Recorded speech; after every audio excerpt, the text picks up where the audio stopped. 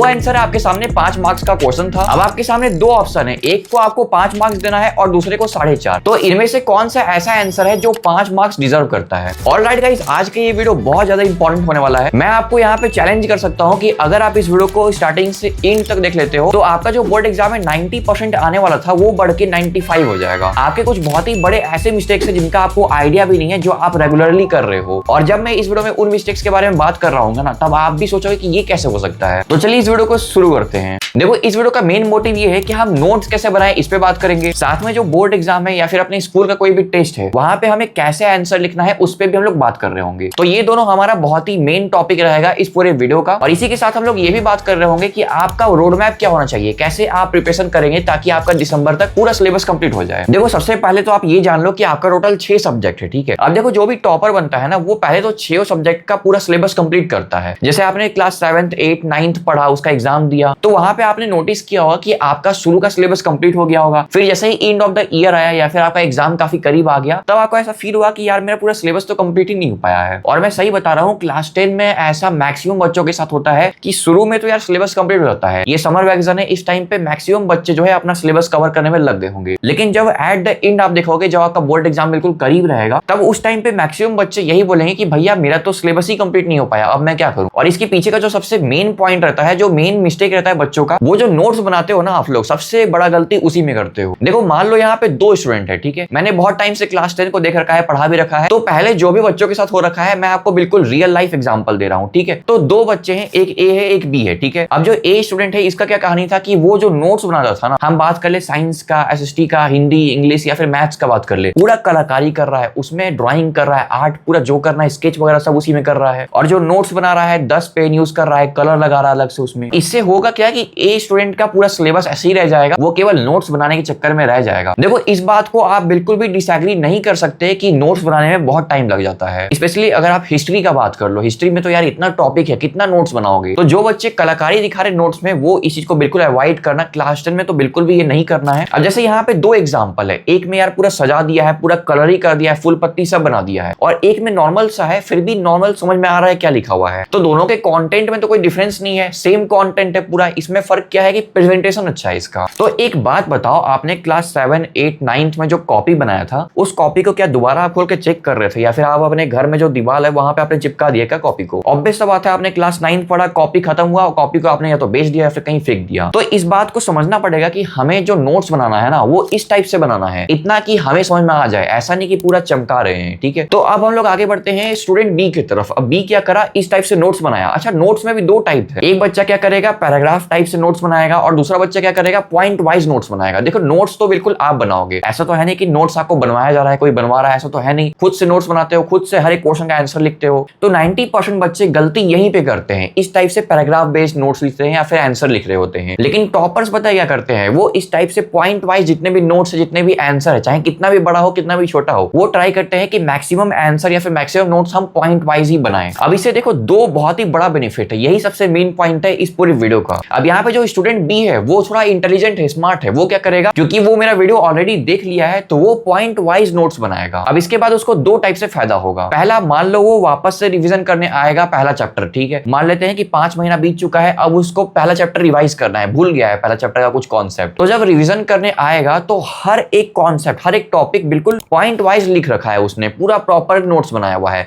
कलाकारी नहीं किया है, डिजाइन वगैरह कलर कुछ नहीं किया है, केवल पॉइंट वाइज नोट्स बनाया है, जिसके बाद अब उसको काफी इजी हो रहा है रिवीजन करने में। और तुम खुद यहाँ पे सामने दोनों नोट्स देख लो, ठीक है। ये जैसे मान लो ये आंसर है और ये भी आंसर है, तुम खुद से चेक करो कि कौन सा ज्यादा आसान लग रहा है पढ़ने में, इसमें जल्दी समझ में आ रहा है, कौन सा ऐसा डाटा है जो मेरे आंख में जल्दी कैप्चर हो रहा है, जो मेरे दिमाग में जल्दी बैठ जा रहा है। तो यहाँ पे 99% बच्चे तो ए के फेवर में ही जाएंगे। अच्छा, आपको याद होगा मैंने वीडियो के स्टार्टिंग में आपसे एक क्वेश्चन पूछा था, आपके सामने 2 आंसर है, 5 मार्क्स का क्वेश्चन था और 2 आंसर आपके सामने है, एक पैराग्राफ बेस्ड है और एक पॉइंट वाइज बेस्ड है। अब आपके पास 2 ऑप्शन है, एक को 5 मार्क्स देना है, एक को 4.5 मार्क्स। ऐसा क्यों करना है मैं आपको आगे बताऊंगा, लेकिन अभी यही क्राइटेरिया है। तो आप किसको 5 मार्क्स दोगे? तो अभी आपका डिसीजन यही रहेगा कि भैया जो ये पॉइंट वाइज आंसर है ना, ये मुझे काफी जल्दी समझ में आ रहा है। और यहाँ पे एक बहुत ही बड़ा रियलिटी ये भी है कि मान लो आप बोर्ड एग्जाम दे रहे हो अपना क्लास 10 का, ठीक है। फिर वो आपको पता होगा वो कॉपी चला जाता है जो चेक करने वाली टीम है उनके पास, जो टीचर है आपको कॉपी चेक करेंगे उनके पास, ठीक है। अब मान लो आपका कॉपी मेरे पास आ गया है, ठीक है। तो आपको ये बात पता होगा कि पर कॉपी चेक करने का हमें 7 से 10 रुपया मिल रहा होता है। बोर्ड एग्जाम जो कॉपी होता है है उसको चेक करने का। तो मान लो मुझे अगर पर कॉपी चेक करने का पैसा मिल रहा है तो मैं एक ही कॉपी के अंदर कम से कम टाइम इन्वेस्ट करूंगा ना। जितना जल्दी मैं कॉपी चेक कर पाऊंगा, जितना ज्यादा कॉपी चेक कर पाऊंगा, उतना तो मुझे बेनिफिट होगा, है ना। अच्छा, इसमें एक और बात ये भी है कि आपको पता होगा स्टेप वाइज मार्किंग भी होता है। अगर अभी तक आप ये सोच रहे हो कि पूरा पैराग्राफ टीचर पढ़ता है फिर एक बार टिक करके डायरेक्टली 5 मार्क्स बैठाता है, तो ऐसा नहीं है, ऐसा बिल्कुल भी नहीं होता है। जो भी सीबीएसई का जो बोर्ड एग्जाम क्वेश्चन पेपर है उसको जो भी टीचर चेक कर रहे होते हैं उनको सीबीएसई की साइड से एक अलग से हर एक क्वेश्चन का आंसर की मिल जाता है चेक करने के टाइम, और उस आंसर की में हर एक पॉइंट का स्टेप वाइज मार्किंग दिया हुआ होता है। जैसे मान लो हम लोग पॉइंट वाइज आंसर का बात कर ले, तो अगर आपने ये पॉइंट लिख रखा है तो आपको इसका आधा मार्क्स मिल जाएगा। तो टीचर ऐसा नहीं कि एक ही बार साइन करेगा और आपको पूरा 5 मार्क्स दे देगा, ऐसा नहीं होगा। आपका हर एक पॉइंट को टिक भी करेगा टीचर और उसमें हाफ मार्क्स बैठाएगा हर एक पॉइंट में। अच्छा, इससे ना सबसे बड़ा बेनिफिट पता है क्या हो रहा होता है, जैसे पैराग्राफ में चेक करोगे ना तो पैराग्राफ में पॉइंट कुछ दिख नहीं रहा है, तो उसमें जब टीचर पढ़ रहा होता है ना तो उसको क्योंकि पॉइंट निकालना है, अब क्योंकि यहाँ पे स्टेप वाइज मार्किंग करना है तो स्टेप वाइज मार्किंग तो पॉइंट वाइज होगा ना, कि मान लो अगर एक पॉइंट एक लाइन का है तो उसको टिक करेंगे फिर उसमें आधा या फिर 1 मार्क्स बैठाएंगे। तो पैराग्राफ में टीचर को हर एक पॉइंट या फिर हर एक लाइन या फिर हर एक स्टेटमेंट ढूंढना पड़ जाएगा, और इस केस में 95% ऑफ द टाइम ऐसा होता है कि अगर आपका 5 मार्क्स मिलना था उस जगह पे आपको 4 या फिर 4.5 मार्क्स ही मिल रहा होता है, क्योंकि आपने इस टाइप से पॉइंट वाइज आंसर लिखा ही नहीं था। इसलिए आपको हमेशा लोग बोलते हैं कि अगर आप पैराग्राफ बेस्ड आंसर लिख रहे हो तो जितने भी इंपॉर्टेंट पॉइंट्स है सबको अंडरलाइन कर दो, उससे क्या होता है टीचर का वहां पे नजर बैठता है, और जो अंडरलाइन करना होता है वो भी पेंसिल से करना होता है, ऐसा नहीं कि पेन से अंडरलाइन मार दी उसमें आपका मार्क्स कट जाएगा उसमें भी। तो यहाँ पे आपके लिए सबसे पहला सजेशन यही रहेगा कि स्टार्टिंग से ही आप पॉइंट वाइज आंसर लिखना, नोट्स बनाना स्टार्ट कर दो। हो सकता है आपने बचपन से पैराग्राफ बेस्ड ही आंसर लिखा होगा, लेकिन अभी इसको अवॉइड करो अगर आपको 95% स्कोर करना है तो। अच्छा, इसके अलावा मैथ्स में एक कंस्ट्रक्शन पार्ट होता है, जैसे मान लेते हैं ट्रायंगल चैप्टर का बात कर ली, वैसे तो ट्रायंगल है, सर्कल्स है, अपना कोऑर्डिनेट ज्योमेट्री है, साथ में अपना surface areas and volume chapter भी है। तो इन कुछ चैप्टर्स में ना आपको फिगर्स भी ड्रॉ करना पड़ता है, इसमें आपको दिमाग लगाना है। क्वेश्चन में अगर फिगर ड्रॉ करने नहीं भी बोला है और अगर क्वेश्चन 3 या फिर 5 मार्क्स का है, आप उस क्वेश्चन का अगर फिगर बन रहा है फिगर भी बनाओ। मैथ्स में जो बच्चे गलती करते हैं सबसे बड़ा, वो फिगर नहीं बना के करते हैं। फिगर बनाना बहुत जरूरी है और वो पेंसिल से बनाना जरूरी है। इसलिए एनसीईआरटी में बहुत सारा ऐसा क्वेश्चन देखने को मिल जाएगा जिसमें फिगर दे रखा होगा बुक में, तो आप सोचते होगे कि यार फिगर तो बुक में ऑलरेडी दे रखा है तो मैं क्यों बनाऊंगा, लेकिन ऐसा नहीं करना है, क्योंकि एग्जाम में क्या होता है ना, जैसे एनसीईआरटी में फिगर दे रखा है क्वेश्चन का, ये क्वेश्चन देख लो, ठीक है ये फिगर दे रखा है, लेकिन जब एग्जाम में क्वेश्चन आएगा ना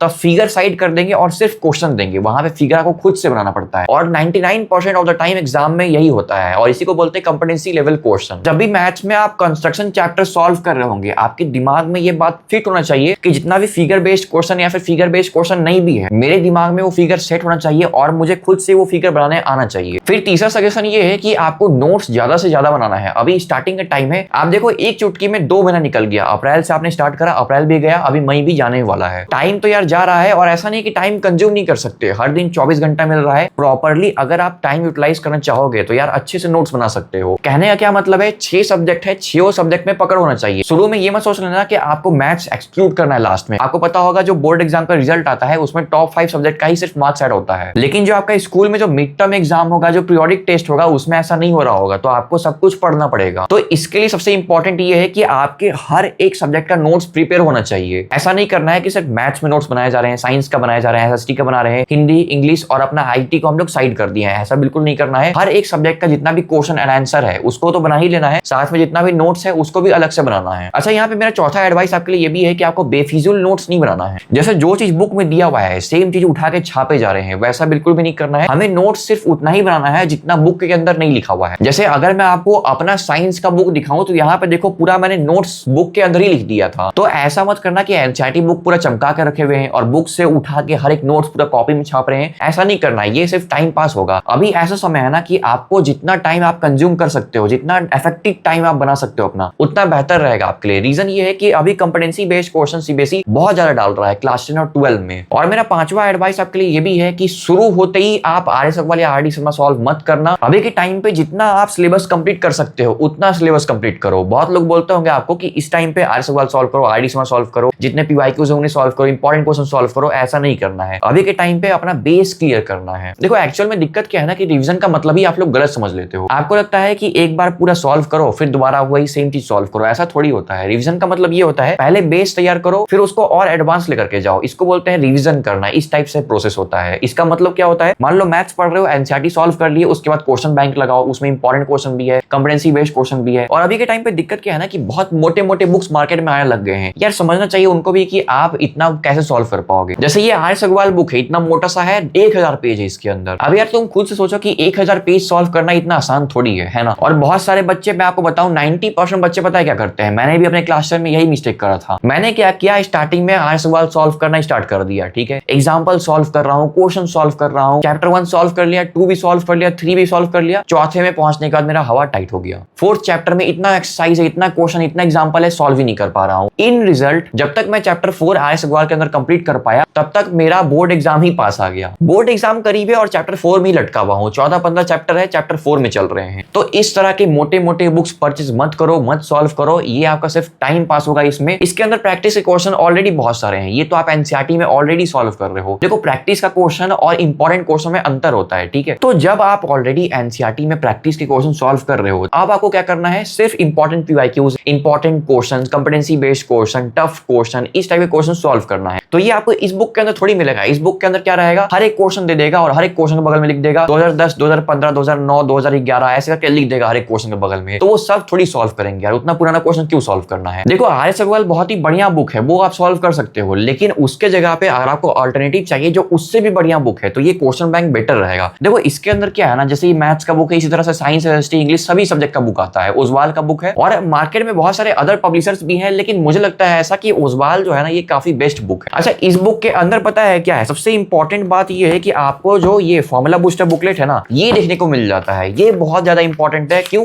क्योंकि इतना छोटा सा पतला सा बुकलेट है, लेकिन इसके अंदर चैप्टर वाइज हर एक इंपॉर्टेंट फॉर्मुलाज दे रखे हैं। ये मैथ्स में भी है, साइंस, हिस्ट्री, हर एक सब्जेक्ट में दे रखा होता है, ठीक है। यानी कि आपको फॉर्मूला लिखने के लिए अलग से टाइम वेस्ट नहीं करना पड़ेगा। हर जगह आप इस बुकलेट को रखे रहो अपने पास, और जब आपको दिक्कत लग रहा है तुरंत खोलो, देख लो, अच्छा ये फॉर्मूला है, याद आ जाएगा, आपके मन में छपा रहेगा। अब यार ये बुक इतना इंपॉर्टेंट है, इसके अंदर already topic wise past 10 years के पीवाईक्यूज दे रखे हैं। यानी कि आपको पीवाईक्यू बुक क्यों परचेस करना है, ऑलरेडी इसी के अंदर पिछले 10 साल का पीवाईक्यूज दे रखा है, वो भी टॉपिक वाइज। साथ में जितना भी चैप्टर है, ये तो मैथ्स है, फिर भी साइंस का बात कर ले, हिस्ट्री में बात कर ले, बहुत बड़ा चैप्टर होता है, फिर भी जो ये क्वेश्चन बैंक है इसके अंदर जितना भी चैप्टर है, हर एक चैप्टर का आपको रिविजन नोट देने को मिल जाता है। आपको ऐसा फील हो रहा है कि नहीं मैंने टॉपिक तो पढ़ लिया, लेकिन मुझे पता नहीं चल रहा है कि इस टॉपिक से कैसे क्वेश्चन आते होंगे। क्वेश्चन बैंक उठाओ, टॉपिक वाइज क्वेश्चन सॉल्व करना स्टार्ट कर दो। दिक्कत क्या है ना कि इस बुक का जो प्राइस है वो बहुत ज्यादा दे रखा है, मतलब 2800 रुपए का 4 बुक्स है। अभी क्या है ना, बाय 3 गेट 1 फ्री का ऑफर चल रहा है यहाँ पे। सिंपली आपको क्या करना है, गूगल पे जाके ओजवाल बुक सर्च कर लेना है, इनका वेबसाइट ओपन करोगे, सामने ही कॉम्बो पैक्स आ जाएगा। देखो सेपरेट बुक्स भी परचेस कर सकते हो, लेकिन मैं आपको सजेस्ट करूंगा कॉम्बो पैक ही परचेस करने का। रीजन, इस साल का जो बोर्ड एग्जाम हुआ था ना बहुत टफ हुआ था, मतलब जितने भी सब्जेक्ट्स है ना, स्पेशली 3 जो मेन सब्जेक्ट है उसका जो पेपर आया था वो तो काफी टफ आया हुआ था, ठीक है। तो मैं रिकमेंड करूंगा कि अभी आप 4 सब्जेक्ट का बुक परचेस कर लो, क्योंकि बाय 3 गेट 1 फ्री ऑलरेडी चल ही रहा है। यहाँ पे देखो डिस्काउंट भी मिल रहा है 20%। सिंपली बाय नाउ पे क्लिक करना और कूपन कोड रिसेप्ट अप्लाई कर देना, फिर यहाँ पे आपको इंस्टेंट 30% का डिस्काउंट मिल जाएगा, और इससे ज्यादा क्या ही चाहिए।